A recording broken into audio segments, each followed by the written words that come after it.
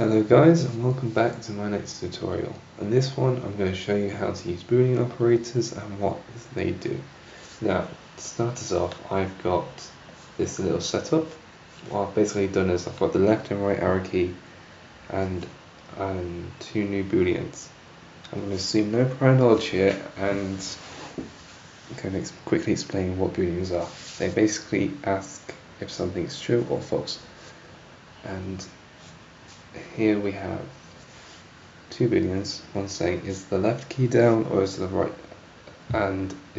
key down, and I saw this as two separate Booleans. Now, whenever I press the left key, it's going to set this to true. Whenever I release it, it's going to set it to false, and the same is true for the right arrow key. Now, if I go to the level blueprint, which I will go through in another tutorial on how to use, and I don't think I'm in the right map for this, so just give me one moment.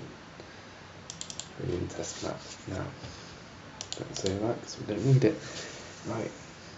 So I've got a little spotlight here, and I've got a reference to that spotlight in the level blueprint. And we're just going to use the same simple select float and feed that into the intensity. We've done that before for the flashlight tutorial, which was on the last video. And if you haven't checked that out yet, please do at the end of this. Now, I've just got the player reference here, and the way I did that was a simple cast to third person character using the get player character as the wildcard, and I've just stored that as a variable. You don't want to do casts every tick, that gets expensive and it does cause quite a bit of lag if you've got loads of them going off, but that's going off topic. Now, you can see that it's fed each of those Booleans that we set before into these Boolean operators. Now, to get these Boolean operators up, you just right click and type in Boolean, and you should get this list here, the Maths tab. Now, to begin us off, I'm going to start with the more basic Boolean operators, and the first one on that list is the AND gate. Now, the AND basically says only return true if both of these are true. If one of these or both of these are false, then it won't return true, it will return false as well. Now, if we show you what that looks like,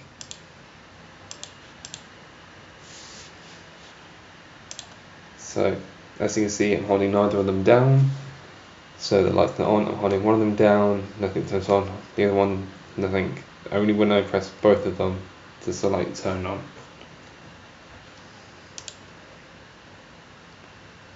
I'll go back here. Now the next one down is the OR gate. Now the OR basically says if one or both of these inputs are true, then return true. It only returns false if neither of them are true. So, note things being held down, the left key, right key, both of them. Yeah, that's the OR gate. Oh, sorry, operator. Now the XOR or exclusive OR does something slightly different to the OR gate. It basically says only return true if only one of these of the inputs are true. If neither of them or both of them are true, then it returns false. Compile the level blueprint and go back to here. Holding neither of them down, on the left key, the right key, allow both, and it should not turn on, and it doesn't. Right. Now the next one down is called a NOT gate. I keep calling them gates, they should be called operators, but yeah. Now the NOT just takes the inversion of the Boolean that's fed into it. So if it's true, then it returns false. If the input is false, then it will return true. Now you can see which one I've inputted, because if you hover over the return value of the gets, then it should show you the route that it's taking and what nodes are using it, and the same is true for this. Yeah. So that's a nice little trick tip there. And it should only return true when I'm not holding down the left key. So if I hold down the left key, then it turns off. Let go, it turns back on. If I hold down the right key, nothing happens because the NOT operator only takes in one input. Now, next one is a NAND. Now, if you're wondering what this is, it's basically an AND gate, operator with a NOT right after it. So if I Control W and plug into there, that's basically what a NAND gate is. It basically shortens this down to this. And let's get rid of that. So remember that the AND gate only returns true if both inputs are true. So if both of these are true, then it will return false, and if one or neither of them are true, then it will return true. Sorry, that can be a bit confusing. If one or both of the inputs are false, then it will return true.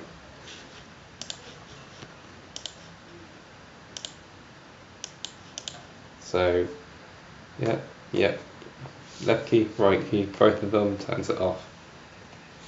Now, the last one is a NOR. Similar to the NAND, it's basically the OR gate with the NOT operator applied to it.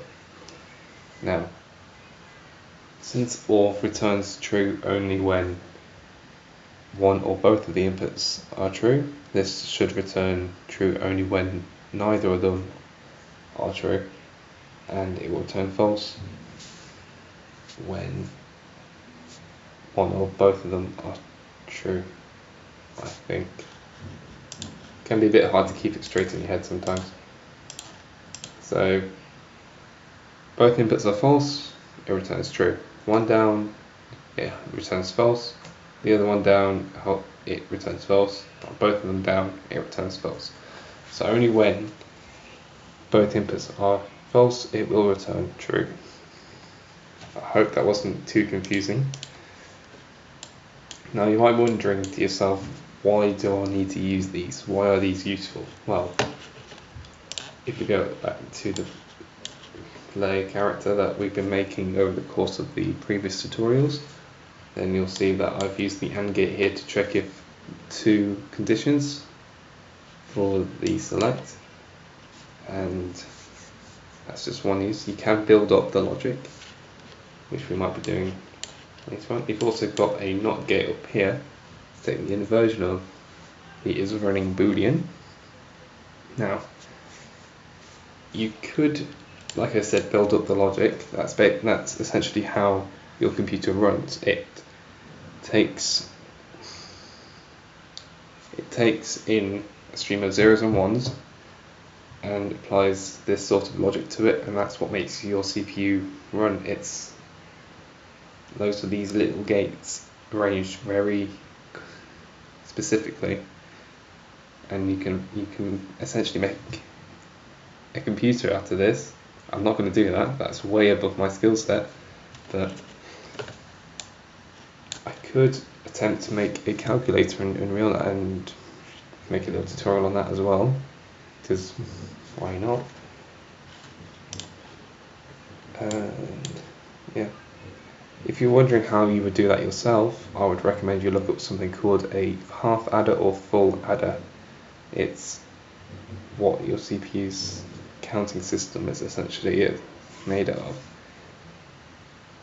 And yeah, since ones and zeros essentially translate to false and true respectively, then you could theoretically make a simple 8-bit calculator in Unreal using only 8 Booleans and a lot of these sorts of gates. You could also use it for other conditions, like me. I tend to make some animation blueprints with using these, especially the NOT gate, to check if the player is moving, if it's not moving, if it's falling, if it's, let's say, another state swimming, check if two conditions are true, and then those two. And the thing with these is you can actually add on a pin to say, okay, I want to check a third condition, and you can just keep adding pins you can also remove things like that. So they are really useful. They are really useful, especially when you need to build up massive logic and you don't want to have loads of branches, which is what I did when I was learning. I just used loads of branches using one condition after another, and if I knew about just the AND gate, I would have saved a lot of time doing that. Anyway, let me know if you have any questions or any suggestions for future videos. I'll read them all and I'll get back to you as soon as I can. I hope you enjoyed this episode.